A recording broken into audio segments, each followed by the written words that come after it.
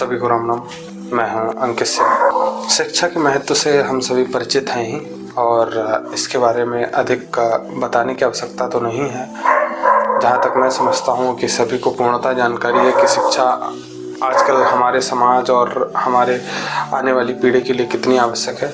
शिक्षा ही एक ऐसी चीज़ है जिसको ग्रहण करके आदमी एक साधारण सा व्यक्ति एक उच्च पद पर तक आसीन हो सकता है। तो पहले गुरुकुल की पद्धतियां चलती थीं जिन पर विराम लगाया गया और कहा गया कि प्रत्येक व्यक्ति समान है और सभी को समान शिक्षा ग्रहण करना चाहिए। तो गुरुकुल पर पूर्णतः रोक लगा दी गई थी, जिसके बाद हमें विद्यालय दिए गए और सभी को शिक्षा का अधिकार मिला। तो अभी इलाहाबाद हाई कोर्ट की लखनऊ पीठ में एक याचिका दायर की गई जिसमें कहा गया कि सभी को शिक्षा का अधिकार है और सभी को पूर्णतः समानता का अधिकार है और उसके अनुसार UP board of Madrasa education act 2004 को चुनौती दी गई और कहा गया कि यह पूर्णतः असंवैधानिक है।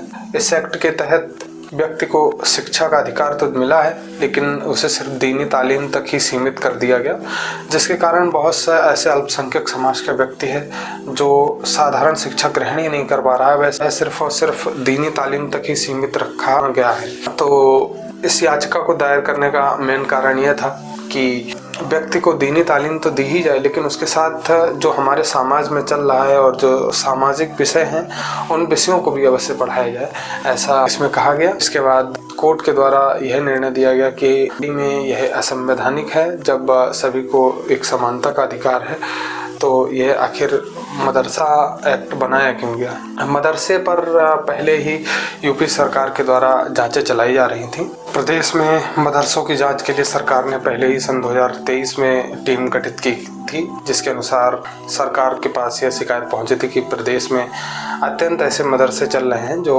फर्जी हैं और जो सरकार के अंतर्गत रजिस्टर्ड नहीं हैं, जिसको लेकर सरकार ने सन 2023 में टीम का गठन किया था और जो फर्जी मदरसे चल रहे हैं उनकी रिपोर्ट सरकार ने तलब की थी। जिसके बाद 2 टुकड़ों में उस टीम के द्वारा रिपोर्ट सरकार को दी गई, जिसमें कहा गया कि अभी जल्द ही के समय या कुछ समय पूर्व भी नेपाल की सीमा से सटे हुए जिलों में मदरसों की संख्या अत्यंत रूपेण बढ़ रही है और जब वहाँ पर जांच टीमें गईं और उनके द्वारा वहाँ पर जो धनराशि जुटाई गई और जो पैसा आ रहा है उसका जब लेखा जोखा या हिसाब मांगा गया तो वो उसे देने में असमर्थ रहे। इसका सबका लेखा जोखा टीम ने सरकार के लिए भेजा।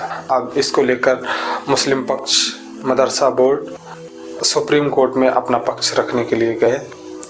इस मुद्दे को सुप्रीम कोर्ट में चुनौती दी जाएगी। उनके अनुसार कहना ये था कि जब से ये एक्ट बना तब से अगर यह संवैधानिक ही था तो इसे पहले मान्यता क्यों दी गई और ये कोई मौलानाओं ने नहीं बनाया है और यदि मदरसे बंद हो जाते हैं तो हम मौलवियों का और जो बच्चे उसमें दीनी तालीम हासिल कर रहे थे उनका आखिर क्या होगा। इस पर कोर्ट ने अपना निर्णय दिया।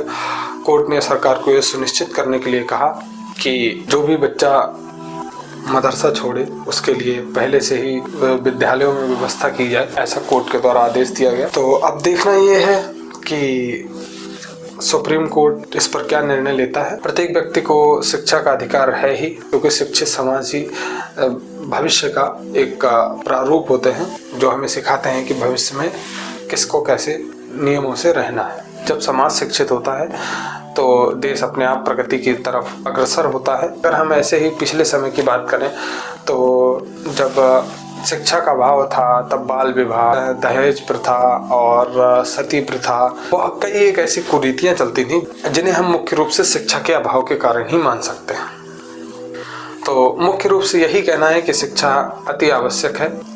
इसमें कोई भी मदरसे का या किसी का कोई विरोध नहीं है। ये सिर्फ कोर्ट के आदेशों के ऊपर ही निर्णायक है कि कोर्ट के द्वारा क्या आदेश दिया जाता है। इसको लेकर आप अपनी राय कमेंट्स के माध्यम से अवश्य रखें। फिर मिलेंगे किसी नए टॉपिक के साथ। बहुत बहुत धन्यवाद अपना कीमती समय देने के लिए। तब तक के लिए नमस्कार।